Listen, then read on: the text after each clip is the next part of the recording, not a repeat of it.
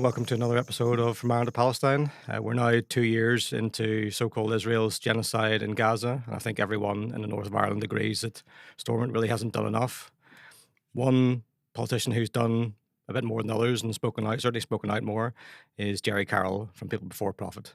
So he's here to talk about some of the things he's currently doing for Palestine, including some things which might be more concrete than what we've previously heard, and hopefully that finally has some effect in shifting our politicians here. So, Gerry, welcome to the podcast. Thanks for having me, Patrick, and fair play to you. All the important work you do and the podcast. I think it's really, really important that this is getting out there. So thanks for having me on. No problem. So, I mean, when we're doing our activism, uh, we're just hearing constantly from people about Palestine. Everybody we meet wants to stop and talk about it. Is that like the experience you have when you're sort of out indoors Absolutely, doing it? yeah. Yeah. So obviously, as you know, we've been campaigning on Palestine since I was elected in 2014. Around the operation Israel launched then. And prior to that, so I've been an activist so I've been campaigning myself for about 20 odd years on Palestine. And I know you want to say you don't get old, Patrick. Thanks very much. But as an activist, and then obviously carried that into my role as a politician. And it is obviously like, my job as an MLA, people talk to me about all sorts of issues, bins, potholes, and, every sort of issue under the sun. But Palestine tends to be the most overarching issue, obviously, in the last sort of 2 years, but even prior to that. And as you know, in West Belfast and indeed most places across the north, there's a tremendous amount of solidarity and activism, in West Belfast, but beyond. And yeah, it'd be an important issue. And, quite often people do feel powerless. They feel like a sense of hopelessness because of the scale of the genocide, and that's somewhat understandable. But I think part of our job is to say we need to try and channel our anger or our enthusiasm and put sort of demands on Stormont and Westminster and stuff. And I think when you start to have those conversations, people can feel a sense of this is worth doing. It's one thing Mm. just doing the solidarity in and of itself because you're outraged at what you see on a TV or on your mobile phone, and that's in and of itself important, but I think it's also worth saying that there's actually a tangible difference that we can make. So that's kind of what we try to offer people when we're speaking to them in the streets or on the doors. But yeah, huge amount of solidarity, and people are, doing what they can, I think. And we can always do more, but I think by and large, the solidarity movement over the last 2 years has been the biggest movement that I can remember, Mm. in terms of continuously people coming out every week. And as you know, in many cases, multiple times a week. Yeah, yeah, So it's a huge and a needed movement. yeah. And do you think it's just sort of shifting people's sense of what they can achieve politically generally, or do you think people are getting more conscious of the need to be involved in politics generally? I do, yeah. Yeah. I mean, I think people are kind of saying, like, how can it be in a modern sort of society, in a modern world, you can have a genocide being committed, and most people know about it. It's on everybody's screens, it's on everybody's phones, and people are kind of going, how is that allowed to happen? Most Mm. people have a decent moral compass, and they go, that's disgusting, that's despicable, that's wrong. And if they had the power to stop it, they would. And they're, I think, drawing different conclusions. Not saying they're all fully one socialist yet, but many of them are going, I think, like, this world is completely disgusting and completely corrupt. Mm. Obviously on Palestine, but also on other different questions. And I think that's why, in part, why the establishments in Britain and America and Ireland are so pathetic and so tied to Israel and tied to not really standing for Palestinians, because they think, either consciously or subconsciously, if we're gonna have a free Palestine, if we're gonna have an Israel that's, if not dismantled in terms of a Zionist state, then certainly fractured, then people are going to draw all sorts of other conclusions about, like, living in a different type of society, and they're terrified of that sort of breaking out of the box. So I think in part that, and also the West historical connections to Zionism and imperialism, is why they're so pathetic and so weak on the issue of Palestine. But yeah, I think a lot of people are being radicalized in a good way, Yeah. because of Palestine. I'm meeting people who just say to me their entire worldview Hmm. changed. Like they thought things would broadly always work out okay. You know, you Yeah. get people in power, and you might not always agree with them, but broadly there's enough decency there for things to sort of work themselves out one way or another. Mhm. And I've come to the conclusion that no, it's not going to just happen by itself. You have to get involved. You have to, as the old saying goes, take an interest in politics, or politics will take an interest in you. Mhm. And I think that is the case, isn't it? I mean, yeah. I think so, and like, obviously, like, in the last 2 years, I've seen people like yourself and people I know have been active around Palestine for years, and other people for decades, but also people who, not to want to be disparaging, but people I wouldn't have thought would have been on a protest. You know what I mean? And I said Aye. in the best possible way, and that's what you need in a sense. It's like if you're going to really fundamentally change the world and free Palestine with a solidarity movement, you need that. And I think despite all the lies, despite all the propaganda, despite all the mistruths, falsehoods, spoofing, call it Mm. what you want. People have still kept up that activism, kept up that solidarity, and that's a powerful thing. It obviously hasn't stopped the genocide, we know, but Mm. it's how can you channel that to make as much pressure, apply as much pressure as possible on Israel and America, Britain, and the south of Ireland. And I think lots of people have kind of gone, the system is completely rotten. Like I say, it doesn't mean they're all PvP sort Mm. of Aye. enthusiasts yet, or all sort of socialists, but they're kind of going like the lies you're taught about international law, about human rights, they're just gone out the window. Aye. And I can't remember who said it, but that sort of phrase about those standards only apply to like to Russia and China. They don't apply to the West. Yeah. Yeah. That's borne out for millions and tens of millions of people across the world.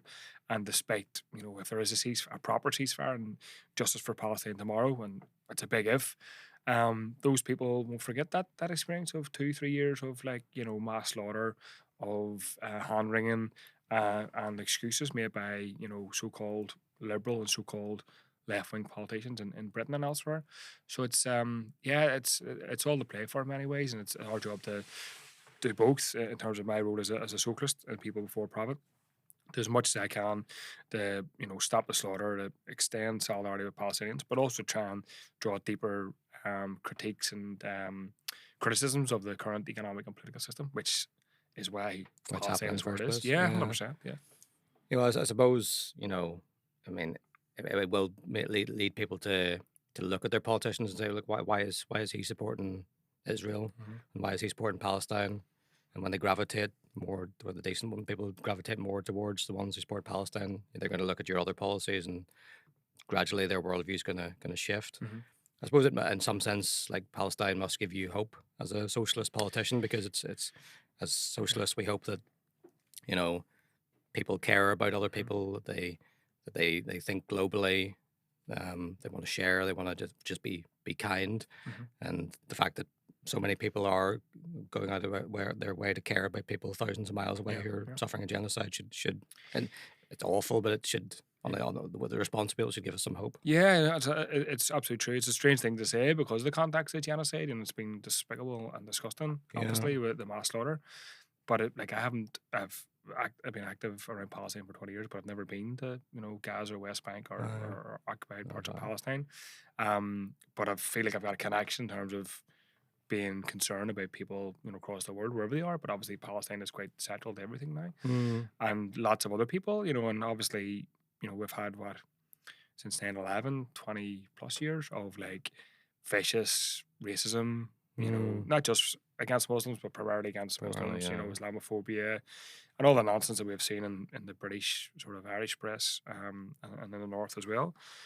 And in that context, and obviously also following the lies of, October 7th, Mm. to have, I would guess, if not hundreds of thousands, at least hundreds of thousands, if not towards maybe 1 million people is too strong. But in Ireland, there've been hundreds of thousands of people Yeah. mobilized in Yeah. different days and different actions Yeah. around Palestine. And that's incredible because I doubt all of them have been to Palestine. They haven't, but they see what's happening is wrong. They know Mm. morally it's disgusting. They know their governments and various companies are complicit. And they're outraged by that. So yeah, I think it's powerful, and hopefully you hear people sort of through activists saying that Palestinians see that. They see that when they're under bombardment.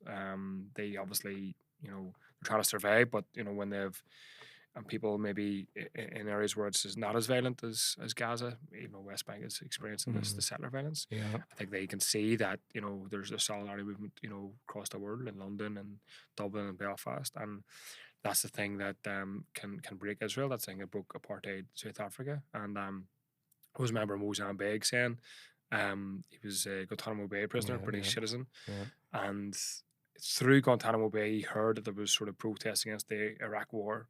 somehow. I think one of the prison guards or somebody fed it back to him somehow, and he gave him hope, in Yeah. a prison in Cuba. So it's a powerful tool. It's either that or just sit home and cry and do nothing. It's the only tool we have, and I think it's powerful, and it's the thing that can and hopefully will make a difference. Yeah. I do nothing and guarantee that nothing happens, or do something Absolutely, and there might be a chance something absolutely, hundred improves. percent. People for profit, yeah, just in terms of like the issues you've said have been will be your main ones in the coming months. I don't know if you had them in any particular order, but it was housing, anti-racism, the cost of living, Mhm, and then number one, I don't know if it was there in any kind of ranking, as I mhm, say, but Palestine was the top. mhm. Um, what in terms of concrete terms, what are you aiming to do on Palestine? Yeah, well, a couple of things. I think obviously, there's a lot. Stormont's role has been shocking. Yeah. They passed a good motion 2 weeks ago. We tried to amend it to make it better. It was a good motion. It was condemning the genocide and that, but I mean that was almost 2 years in. Yeah. Yeah. There's been other motions, and I'm not saying motions are unimportant, but I think Stormont's political role hasn't been strong enough. And I think what they can do is a couple of things concretely. Um, we know Best NI is funneling millions of pounds, tens of millions of pounds of Hmm. companies who are directly involved or in part involved. They're involved in the process of shipping parts of weapons to make weapons for Israel. And we've said for since we found out about it that they need to put a stop to this. Yeah. Yeah. And the response back was internal review, and we're being told that this isn't happening, and all this kind of usual Hmm. bureaucratic nonsense, which infuriates me at the best of times, but even more so when it's Palestine and a genocide Yeah. ongoing. But then the Scottish Parliament, the SNP, who are no means sort of Radicals now. yeah, Yeah. exactly. It's questionable whether they ever were, believe that I say, but they're no means radicals. They're a establishment Scottish government, Scottish party, and they've made the announcement, as you saw, I think 2 weeks ago, wasn't it now, to say that the onus is on the companies to prove to us that Mm. the public money they're getting isn't going to build parts for F-35s or other weaponry. And it's quite a sensible and Mm. mild but sensible kind of proposal. And I raised it in Stormont, I think Monday was it, or last week, about they need to do the same thing. Hmm. So it's a simple proposal.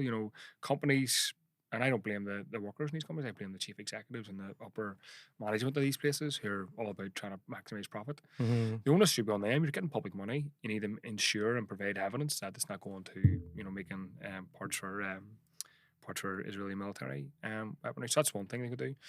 Second thing around Palestine is they need to end the industrial derating, which sounds a bit complicated, but basically there's at least 82, 83 million pounds of rates relief going to companies. Hmm. Caterpillar. And it only happens in the north of Ireland, right? I mean, I think it was scrapped a long time ago in England, wasn't it? Good As far as I question. know. I'm Yeah. not quite sure. I don't think it exists at the minute in England. Could Yeah. have previously, I but think it might have been like, wait, I think I looked at it recently and it was way back in the 60s. I think they oh scrapped it in wow. England. So we've, Okay. it usually takes So us a while to catch up and things, but yeah, no, that's we're an always extreme behind, case. but that's Yeah. that's really taking a what. Yeah. So yeah, so it's 83 million pounds every year. Obviously, well, it's varied over the last sort of few years, but the last year was 83 million pounds of public money going to multinational companies Mm. to give them rates relief. Leaving aside Palestine for a second, I mean, these are big multinational corporations who Yeah. obviously have shocking human rights abuses across the world, but they're huge companies. Caterpillar, Coca Mm. Cola, my only get the invest in I, but there's other companies get that money as well, and they're given a handout, Mm. a financial handout by you, by me, by everybody who's a taxpayer, Mm. at a time when as people's rates are going up. Pensioners are struggling; they're getting their winter fuel payment cut off them. Okay, it's being reinstated, but I wouldn't trust the Labour government to do the same again. People's household rates are going up, and companies are getting a handout, and Mm. then obviously these companies are complicit in not just the genocide, but in Israel's, with Caterpillar, settlements and expansion of the apartheid system. So that's the second thing that should be ended, Mm. and we're kind of calling for that money to be ring fenced for. Because these companies are obviously they don't give a damn about their workers. They try to say when you talk about BDS and sanctioned companies, oh, what about the workers? What about the workers? Like the Caterpillar workers were on strike 2 years ago, and I Mm. stood with them at the time to say they deserve better pay, whilst Mm. criticising Caterpillar's role in the genocide. Well, in the in Occupation Israel, at yeah, that the point, yeah, occupation, yeah, in yeah, yeah. Israel's prior to the genocide, Israel's sort of what do you call it, expansion in Israel's program. And not Mm. everybody agreed with that, but they listened, and Mm. some people took it on board. So I don't blame the workers, but I blame the company. I blame Mhm. the chief executives. I blame the people who run this organization and don't give a damn about workers' pay in the north or human rights of Palestinians or anybody else. But that money should be ring fenced for, I think, solidarity funds for Mhm. Palestinians, but also if these organizations, because they always threaten to leave if the money dries up, which shows you how Yeah. much they don't give a How much? damn. Yeah, exactly. Yeah, Yeah. yeah. So if they do try to threaten, then there's a support fund for workers here as well.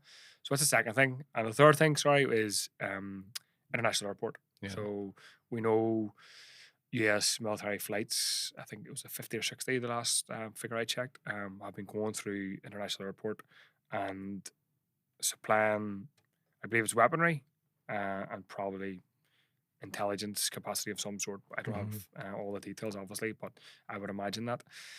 And we've And we asked, we should have it. And that's the other well, ridiculous this thing is is like in a democracy, you should at least have 100%, some yeah, idea what's going on in your own airports, yeah, but it's all hidden from 100%. us. Yeah. And we've raised this several times, and like the response we get back from, I think it was like four different ministers, because it's like the executive office is like international affairs, so first minister, deputy first minister. Mhm. Department of Economy is like airports, and then infrastructure, I think, have a role. So there's like it straddles like four different sort of ministers, and we've Yeah. raised it, I think, with three or four different ministers. And the response we get back is, "Oh, this is just a matter. This is a reserve matter." So Westminster is in charge of international, foreign affairs policy, Mm. and which is true, but also, what's the point of having a local administration if, at the very least, you can't be kicking down the door and going, "We demand this information." Yeah. And if the executive ministers do that and Britain's saying no, then okay, that's a different question. But I have no evidence to say that they've been doing this. I don't Mm. know what level they've raised it. I doubt they've raised it with Keir Starmer. So there's an onus on ministers to be, kicking the door down and demanding that we know what's going through our airports. For two reasons. First of all, to ensure we're not complicit in the genocide, Mm. but also to ensure we're not at risk of being attacked by, take your pick, another country in the world who sees the North as complicit in whatever, the war Mm. against Russia, or the expansion of the war against China, or whatever. So those are, I think, three things that can be done fairly quickly. But I think there's just a business as usual approach by most parties in Stormont, even ones who are broadly good on Palestine. But I think that things remain as they are is more important than really rocking the boat. Aye. Yeah, I mean that's a point that doesn't mention that much about how just militarism generally makes us less safe. So Mhm. if we're involved in that through older growth, that's a danger. And you would think like if they object to it on the basis of it being a reserve matter that we don't have control of, you think international law would trump that. I think if Mhm. that would supersede any concern if you're taking part in the genocide. Sure, I mean I don't know the legal, but you would assume, right, that's the Well, case. there's Yeah. some. I'll send us the after we got a question back from some of the ministers about they have some rule to prevent. Like, everybody should be preventing genocide Yeah, as a yeah. moral duty, but ministers in the Northern Executive have a rule to sort of stop and prevent and limit genocide. Mhm. Like, where's the justice minister? We have a justice minister who's supposedly, obviously, to protect and stand up for justice, leaving aside being absolutely quiet on people being arrested, for Mhm. Palestine activism. Like, what is she doing around stopping or using her voice to, encourage and demand the genocide be stopped? Not really doing anything. Mhm. Occasionally in Stormont, every so often making a sort of fluffy kind of speech, sort of both Yeah. sides, and that's at best case scenario. Like, she should be kicking the door down and demanding like action, demanding like the North not be used as a zone that's complicit with Israel. Mhm. Nothing, silence. Talk all you want about peace and justice and New Northern Ireland and all this kind of stuff. It means nothing. It means nothing unless ministers using their roles to stop Israel, to stop the genocide. And I think quite often a lot of them are complicit in it. Mhm. Is that a strategy you're thinking of maybe focusing more on the international laws? I mean, we know a lot of people who have talked to us about that. Like we had Shad Hamori, who's an Mm. international law specialist on the podcast, and she said that should trump anything else. Is that an avenue potentially to hold It is, yeah. ministers to account?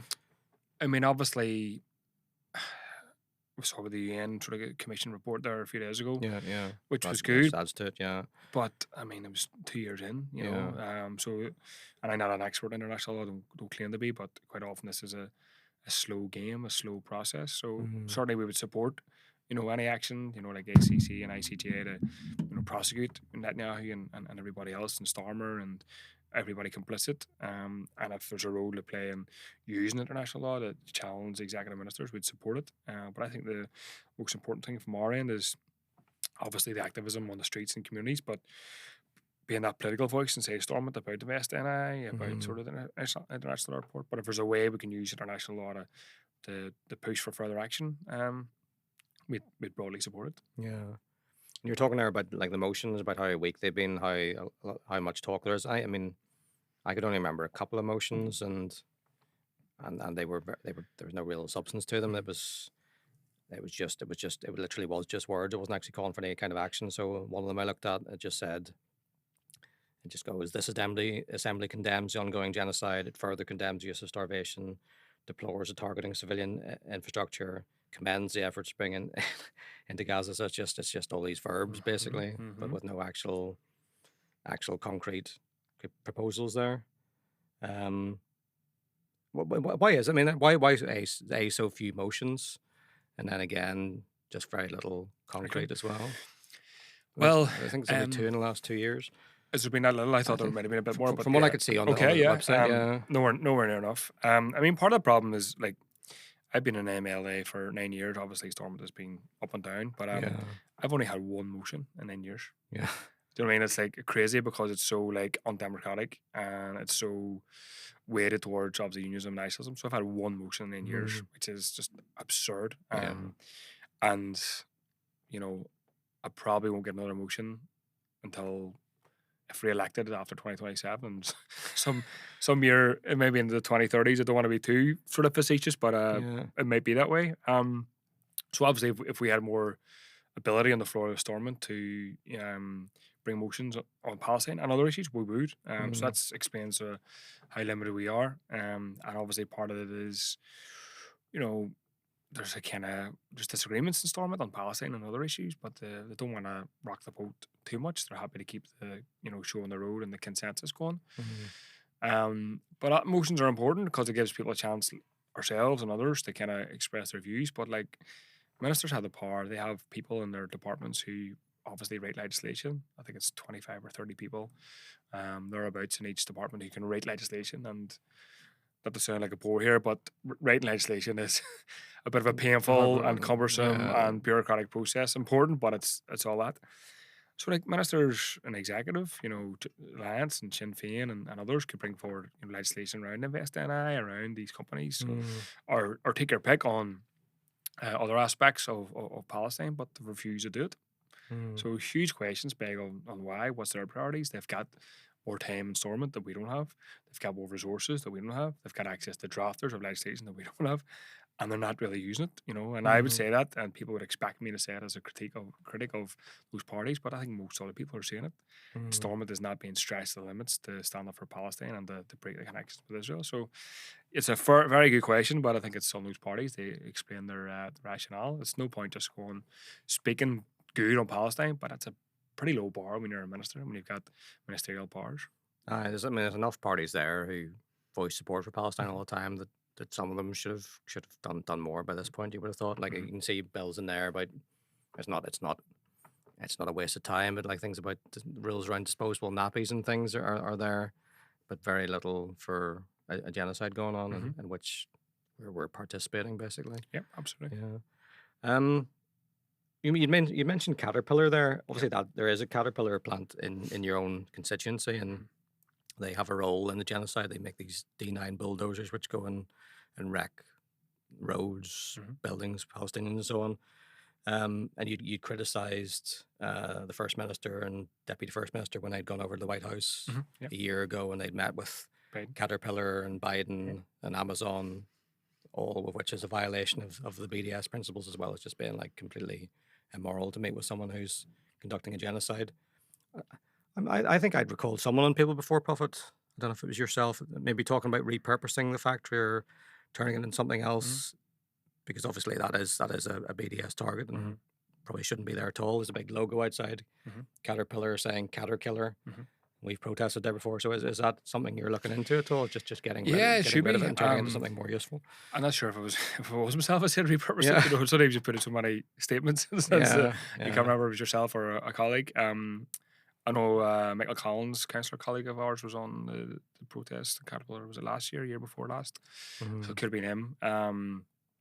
But yeah, I mean, it should be repurposed. I mean, obviously they've got skills in that site, you know, mhm, but the company is complicit, you know. And again, I draw a distinction between blaming the company, blaming the people who run it, because quite often, well, like any company, most often workers don't have a say in what the company does, what it invests in. mhm, And I think the people in those companies, alongside a solidarity movement outside it, if you will, or in the community, are best placed to challenge that company at the very least to make sure it pulls out of involvement in Israel. But like no doubt, I don't know the full crimes of Caterpillar, but they're probably involved in other countries across the world as well. mhm, So I think it should be repurposed. You know, I mean we've got a climate crisis, we've got people needing homes, and you know I know there's people in that Caterpillar site who've got all sort of skills, but can we repurpose those skills?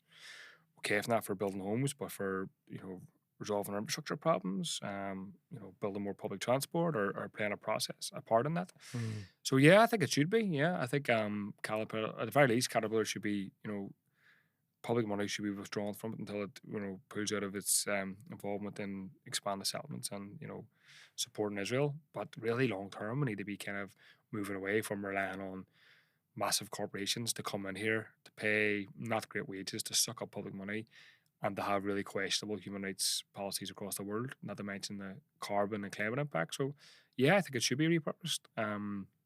For what?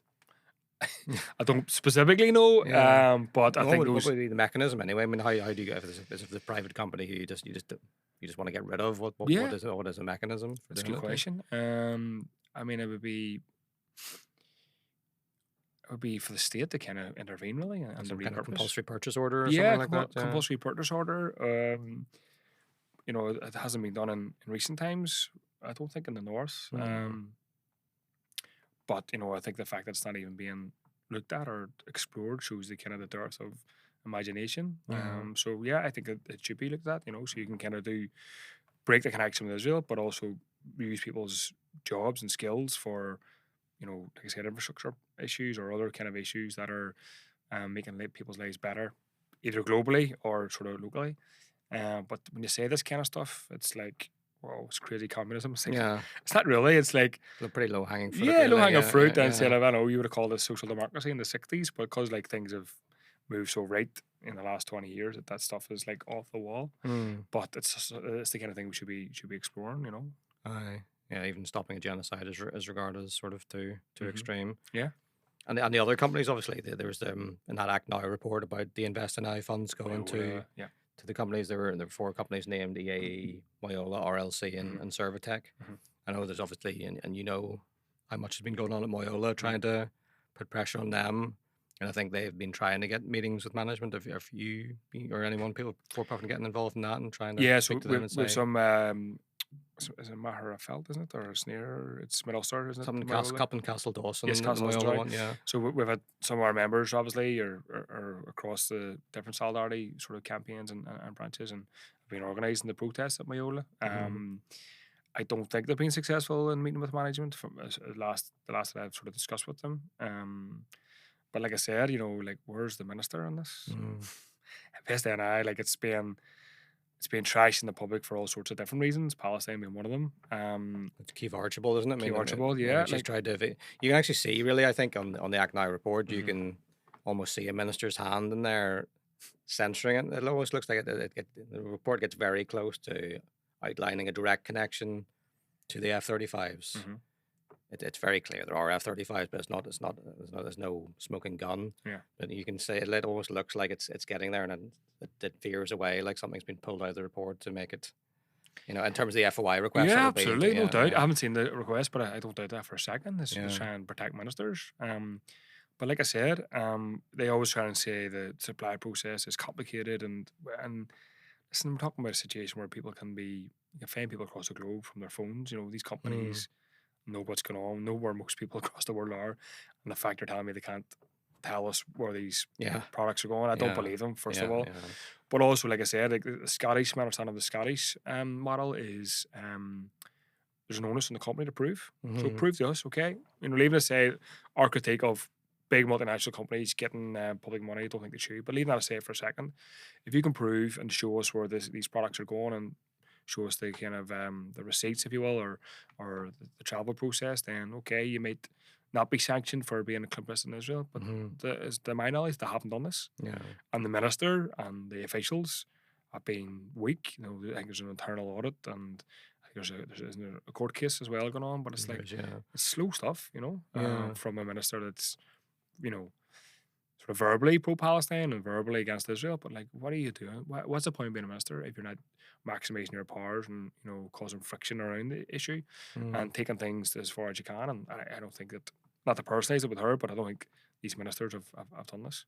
Yeah. It's, I mean, it's such an extreme case. I mean, that's participation in a genocide. Hmm. If you're actually making the parts for the main bomber that's Absolutely, causing all the devastation, absolutely, and it seems like something like, again, like you said, the onus should be on the companies yeah. themselves to prove their innocence rather Mhm.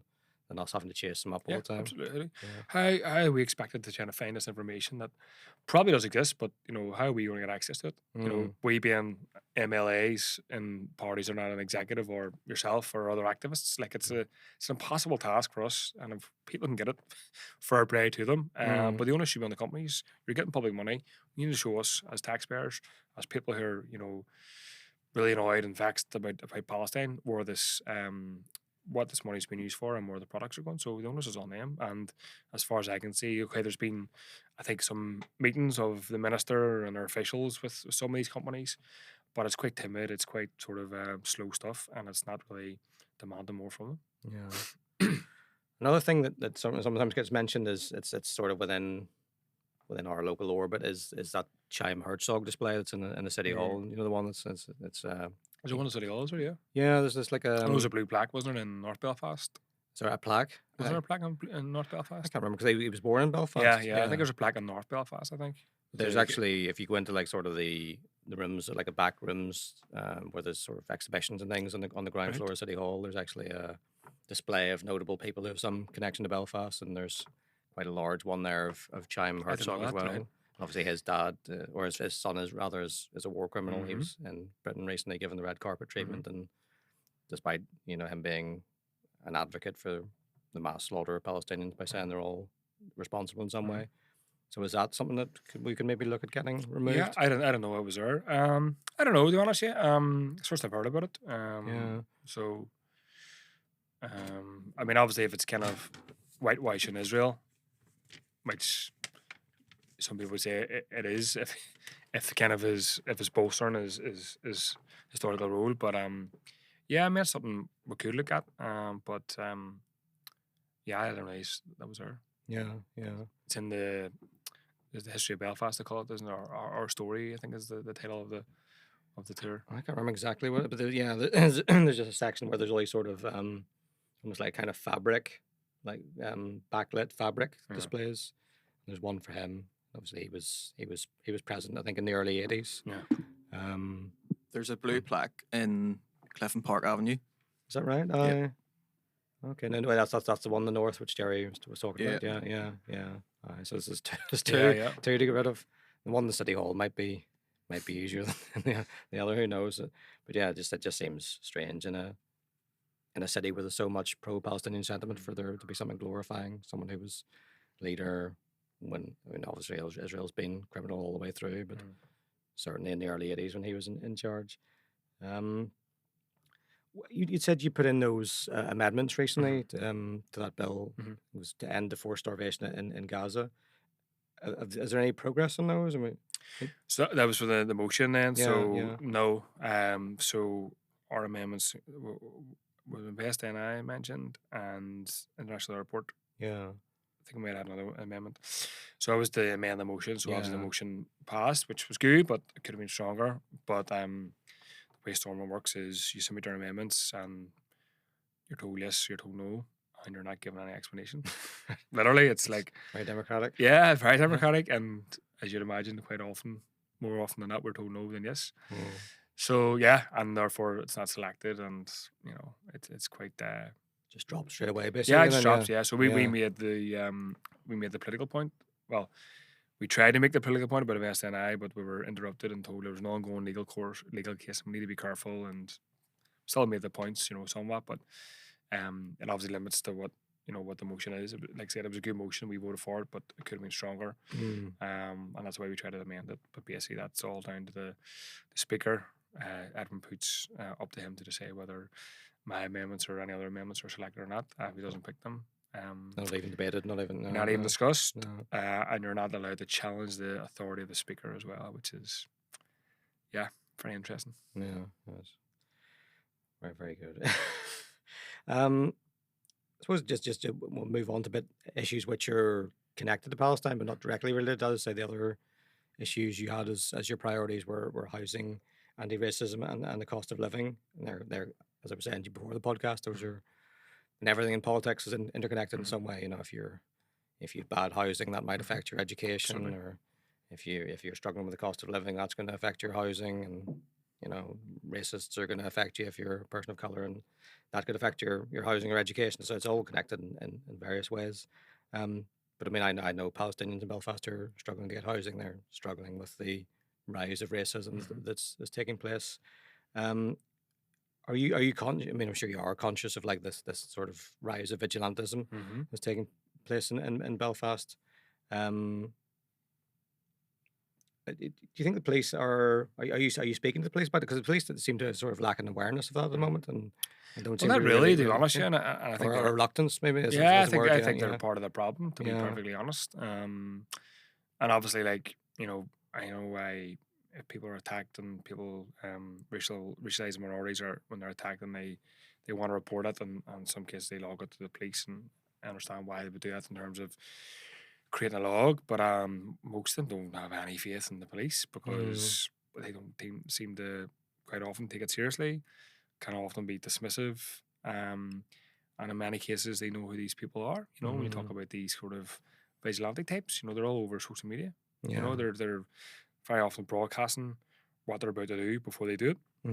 Or they broadcast what they've done, like or what they've recent done. cases where they Yeah. film their own crimes, basically. Exactly. Yeah. In the case of I think East Belfast in Connswater recently, my understanding is there was a migrant delivery driver, That's right, yeah. and I think they were, for all intents and purposes, as far as I could see, they were being harassed for a good period of time before any police intervened or showed up or did anything. Yeah. But yet we have people, protesting against banks, and they're lifted like that. People, you know what I mean? It's Yeah, absurd. it is, yeah. People with Palestine Action T-shirts are lifted for a T-shirt, but these people are trying to, hang people, kill people, commit pogroms, and it's like, oh, freedom of expression, lads. It's like, it's insane. So I think the police are part of the problem in this, and unfortunately we have seen a rise in it. Fortunately, Bangor and Larne and sort of South Belfast last year were the most extreme ends of it, but in the constituency I represent, there's been a rise in sort of racist language. Not everybody. There's a good history in West Belfast of anti-racist activity and stuff, and we've been playing an important role in mobilising that sentiment. But there's been people influenced by online stuff, your Andrew Tates or Musks, and you're hearing a bit more, nasty racist rhetoric, and we always obviously challenge it and call it out. But I think a part of it is to say that we support Palestinians, and many of them are refugees, obviously because of the Nakba and the recent war. But also we're supportive of Sudanese refugees, asylum seekers, anybody from Middle East, North Africa, Ukraine, or wherever. So it's trying to say that we can, I think, obviously stand up for Palestine, but kind of use those kind of themes in Palestine in terms of national liberation, supporting for people to stay in their own country if they want to, but also if people are forced out, that they are welcomed in Ireland or wherever. And to try and sort of get those messages out there loud and clear. So, the rise in the far right stuff is pretty scary stuff, Yeah. I mean, you don't want to over-egg it because obviously you don't want to overstate the problem. But there's definitely been a spike in obviously attacks. I think there's 2,600, racist incidents in the last year, which is the highest since records began. Yeah. Their numbers aren't huge. They're getting whatever, a couple hundred. I'd say the city hall and city centre, and quite often they've been countered by numbers of a similar size, or in other cases 5-6 times bigger than them. But the danger is when they're going around communities and there's 10 or 20 and they're attacking people of colour, and they're attacking, Palestinian solidarity activists. I've seen them do that. Yeah. So it's quite scary, but I think it's an onus on us to redouble our efforts to, obviously, we're fighting for Palestine and building a Palestinian solidarity movement, but to make sure that we're building an anti-racist movement as well. And I know people across the city are doing that. Yeah, it is the rise. It's alarming, isn't it? Because, Mhm. you mentioned them getting 200 or 300 recently, whereas beforehand, like maybe a year ago or a year more, it was only a few dozen would have been Yeah. assembling there. I think this is something planned tonight as well. Yes, that's right. Yeah, I've which seen. is they're trying to get it to happen all over the place, Mhm. like towns all over the north of Ireland. So I mean that'll be kind of interesting to see whether they're getting numbers, whether off the back of the big one in London they had, which seemed to have enormous numbers at it. Whether Yeah, that was yeah, terrifying, that in yeah, London. And obviously, yeah, the press generally, the establishment press anyway, and the police always like underestimate the numbers of the left or Palestine, yeah, and usually overestimate the right. But yeah, it did look it did look close to big. 100,000. It looked Yeah, huge, yeah, And I mean, obviously, like Tommy Robinson is a fascist. mm, I would imagine there's probably, I don't know how many fascists, quite a lot on that protest. Probably people on that protest who are misguided, confused, have contradictory ideas. Like what does taking your country back or all these kind of stuff means. I mean, it yeah, can mean different things to different people, but it's been led by fascists, and a mm, fascist organising 100,000 people in any country in Europe is terrifying, and it probably will give confidence. I think what we have to remember is, like, these people are being financed to the hilt. yeah, So, not to excuse it or not to say we need to be complacent, but there's money being pumped into this. Social media money's flying through it, and obviously we have nowhere near, despite all the far right propaganda about the sort of the NGO money. Every time there's a protest, they always say that everybody's a paid actor. And it's exactly, yeah, obviously nonsense. yeah, yeah, They haven't spoke to people on these protests, so we're not funded, obviously, as you know, that anywhere near that. So we need to remember that, but also remember that there is a strong anti-racist tradition mm, in most countries, but especially in the north of Ireland. And I think we've had a good history in the last, 4 or 5 years through, like, Unite Against Racism and different trade union groups to counter the far right. And if we do that, but also have a positive economic vision, then that's where you can fracture the stuff. So, like, all the talk about housing, we have pressure on housing. We have pressure on housing. Obviously, we do. Like, it's the number one issue we get in our constituency office, Patrick, every week, every day. But, like, the far right are mostly landlords. They don't give a damn about rents gone up or empty homes, and we're trying to storm it, and the left generally across Ireland and across the world are fighting for housing. The far right don't give a damn about housing, so we can kind of both challenge the far right narrative, counter where we can and where we need to, and have like a broadly positive economic left wing vision. Then hopefully you can kind of undercut it. But the unknown is the instability of the world is just like terrifying. The Palestinians are on the front page, but you don't know where Trump or Starmer or any of these people are going to go next, and there's huge money behind this, so it's hairy times, but I think we need to double down and be confident that whilst there's a growth in racism, most people, even if they have different ideas on migration and asylum seekers, I think most people are anti-racist, or at the very least can be convinced to be anti-racist. yeah. Well, the thing, like the polling in terms of anti-racism have changed dramatically over the last 30 years. I mean, it's massive changes, not like it used to be. I think these are polls maybe for Britain overall, I think, rather than for the north of Ireland or Ireland. But I mean, yeah, it probably isn't much different here. But it went from, like, I can't remember. It's certainly double figures, high double figures for people who would have opposed their child getting married to someone who's a different color. And it had dropped to like 3% in the last few years. That's right. Yeah. But it's Life going and back up Times again. survey, I think that was it? I think so. Yeah, Yeah, that's yeah, right. I forgot about that. So I mean, Yeah, it's a big let's change. hope. Yeah. And it's obviously all sorts of contradictory ideas. And I always say to people, like, people, if they're from a quote unquote nationalist community or nationalist background, and they're kind of talking about immigration, I'd be like, well, what about all your relatives in America, Australia? Yeah, And they're almost about to say it's different. I was like, it's not different. It's exactly the same principle. And in some cases, it's worse because you're talking about people, if they're Palestinian or Sudanese or whatever, fleeing conflict or war. So conflict war, which we were involved in some yeah, way. 100%, 100%. Yeah, through things like Aldergrove. Yeah. It is scary, like how the extent to which history is repeating itself. Like, I mean, we all know the analogy with the 1930s has been made repeatedly, and everyone's taught about that in school. Everyone's talked about how the Nazis rose. It was in time of any economic insecurity. They blamed the other. People focusing on that rather than any kind of unity in terms of socialism against the kind of cost of living crisis they had then, and you ended up with a Holocaust. The parallels now are so striking. It's amazing how people are falling into that trap again, isn't it? In terms of the far right stuff, you mean? The far right stuff, yeah. Yeah, I think so. And whilst obviously it's not directly comparable, but there's parallels, absolutely. And this has been, and what's happening in Palestine is being live streamed, and these far right people, Palestinians are dirt, or less than animals to them, and if they get their way, and sort of quote unquote local people or people who are maybe born in Ireland or Britain would probably be treat them similar way, as in they have complete contempt for most people's dignity in life and services and what they need.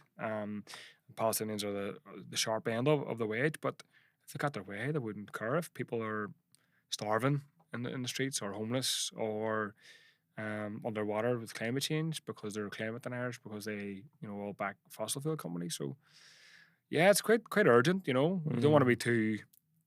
You want to be honest with people. You don't want to be too pessimistic. Otherwise, people will be like, "What's the point?" Because we have so much challenges, and which we do. But I think you have to be honest with people about the stakes. Are quite high at the minute. But also, I think at the same time, there's a complete just disgust with the system we live under. Generally speaking, amongst sort of maybe generations sort of beneath me, behind me, if you will. And our job is to kind of obviously work in whatever movements we're in, whether it's Palestine or anti-racism, but to try and say we need a full-on assault on this political and economic system that just is wasteful, is destructive, and doesn't give a damn about people. Otherwise, I'm trying to remember the Trotsky quote about fascists would prefer to go to the capitalists would prefer to go to fascists. It's like the land going to the dentist, and like they'll go eventually because the capitalist class fascism is much more appealing than either socialism or some other kind of variation of it. So they're not going to save us. They're part of our general demise. I mean the rich and the general sort of ruling class, and our job is to fight for ourselves collectively. Otherwise, we're snookered. So sorry to be so negative, but I think we've got to get that message out there. That's true, and centrist too, like Stormer. I mean, like that's like fascism is the last resort of capitalism when it can't find any other solution, and that includes the likes of your Stormers and so on who absolutely despise the left and will happily march towards fascism. 100%. And I mean, look at it already. He's marching towards reform. He's using the Enoch Powell quotes, and his attempt to kind of deflect from that was pathetic. He knew exactly what he was doing. He's clumsy and whatever, but he's not completely stupid that way. Maybe he is, I don't know. But he's chasing reform now for votes and stability, and obviously he'll be out in his ear hopefully quite soon. Stormer. But these people would happily go to a Farage and maybe even somebody worse than Farage if it meant as you said, keeping the left at bay, keeping Corbyn and Sultan and people like that sort of behind or from getting into power. So they would happily, I think, go to the fascist, if not far right people. So it's on us to kind of have an independent politics and point of attraction. Otherwise, things can't get very hurry. How do you make that case? I mean, I think people before Profit and yourself have always focused on the socialism part rather than green or orange sort of issues. You've tried to straddle both and appeal to everyone with a socialist message. How do you do that? What do you find gains most traction when you're trying to speak to people who might reflexively back Israel and adopt a lot of other sort of right wing talking points as well. There's also a huge influence of America. We see in the far right a huge influence of American politics comes into it as well, which is typically very, very right wing. How do we kind of speak to those people? Yeah. What do you find works when you're speaking to people? Yeah. Well, obviously it depends on the person, you know. I mean, obviously you kind of try to speak to people where they're kind of at. So, you know, not everybody agrees with, well, most people would agree on Palestine. Not everybody agrees on migration or points around anti-racism, or not everybody agrees on our position on supporting trans rights or other things, you know. But the key thing is not to water down your politics or not to hide them. Because people find you out, you know what I mean? Like we get elected in West Belfast, where, you know, like any other, you know, parts of the north or parts of Ireland until repeal, there's quite an anti-abortion mentality. People being against abortion for, you know, religious or whatever reasons. Yeah. And like we never duck that question. We always say we're pro-choice, but we understand everybody agrees. But also says we're also fighting on these other questions. So you're not kind of going like whispering it. You know what I mean? Yeah. You're not also going like, You're if you're not pro-choice, you can't vote for me. You know, you're not being sort of confrontational that way. You just foreground the class element sort of thing. Is that? Do both. You know, and obviously, kind of relate to how things and how people come to you. Don't hate your politics, but also sometimes you got to start with where people are at and go like, listen, this is what we're fighting on. It's you know, bringing leisure centres back into public control, or fighting on the economic stuff. But be honest about your politics when people ask you. But understand that, you know, the best way that people can change their mind, not just to fully adapt all our positions, you know, but to kind of change their ideas if they're, you know, right wing or not left enough, is when they're involved in activism with other people, you know. So that's the best way. And we always try to say, listen, we can disagree on all sorts of questions. In some cases we do, and with people we work with, people who we work with in our constituency office or in community campaigns. But the key thing is, can you get activism going on the sort of, what's the word, the common denominator, whilst not diluting or hiding your socialist policies. I understand that people may disagree with that, but do that in a sort of mature and adult way.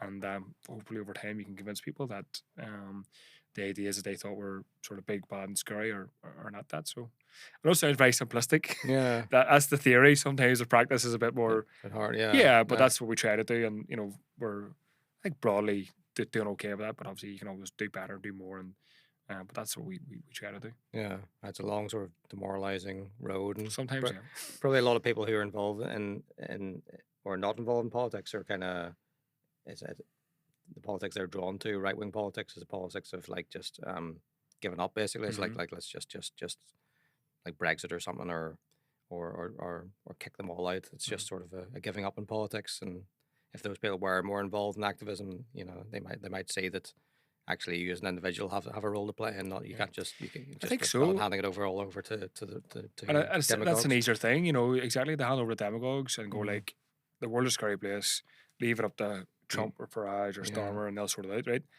That's obviously a wrong strategy, but it's an easier thing to clock out and to go like, I'm done and it's up to them. It's a harder thing to kind of go get yourself, you know, if you have your life, if you've got kids, if you've got current responsibilities, to go like, I'm going to become an activist in whatever way I can. But lots of people do it, but it's the only way really. And I think that's the kind of the thing that differentiates us with other sort of political parties in Stormont, is like, I'm in there a long time, it's given me a few grey hairs and all that there, but it's like what's keeping myself sort of relatively sane and going is the fact that I know that no real change is going to come from Stormont unless those parties are feeling the pressure on them. And that's the thing that kind of we've always said, and people before profit, and that's the thing like I said, keeps me sane, but also, you know, is honest. You know, looking at history, that's when things change, when there's not me or anybody else giving a wonderful speech. It's when that is coupled, or there's a speech, or there's an amendment, or there's a bill coupled with community mobilisation around Palestine or around housing or whatever it is.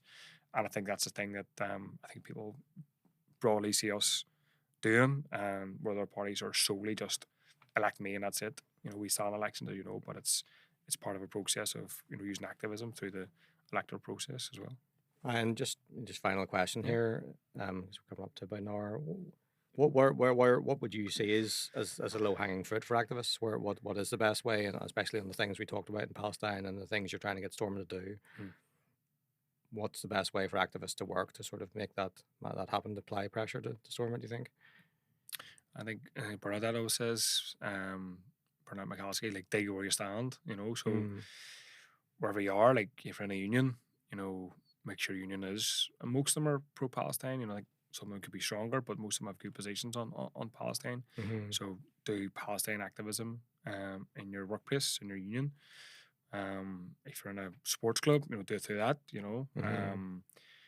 And quite often there's something in, if not in your street, then around your corner or in your local, you know, sports club or like I said, union branch or workplace. So there's probably an already existing Palestine solidarity group of some sort, or individual or individuals. So connect up with people and do whatever you can. And if you're not interested, or there's other sort of issues that kind of politicize you other than Palestine, which it's hard to see why Palestine wouldn't politicize people. But if it's another issue, then get involved in sort of housing groups and housing rights groups, and you know, Cat2 and other groups like that. So there's lots of activism going on. It's just people finding the kind of the issue that really motivates them, and contribute what you can. Everybody's got different roles. Some people, like me, are terrible with social media. I use it, but I'm, you know, I'm not good with the graphics or that kind of stuff. Yeah. I think I'm better at kind of like helping to organize things and whatever. But everybody's got a different role. Some people are more in the public. Some people are more behind the scenes. But I think there's an appetite and a need for people to be involved in activism. And like I said, this system is completely rigged against us. You know, it's working perfectly fine for the people it was designed to work for, which was not us. You know, it was not ordinary working class people. But it's obviously dragging things into the gutter. So we need to get organised ourselves. And yeah, I would encourage people to get organised in whatever issue they are passionate and concerned about. 100%. Yeah, no, that's what we emphasize to people too. Is like in our own groups is no matter what skills you have, there's some way you can fit into it and make a difference. So that's a good message to end on. So Gerry, thanks very much for coming in. Thank you. Cheers.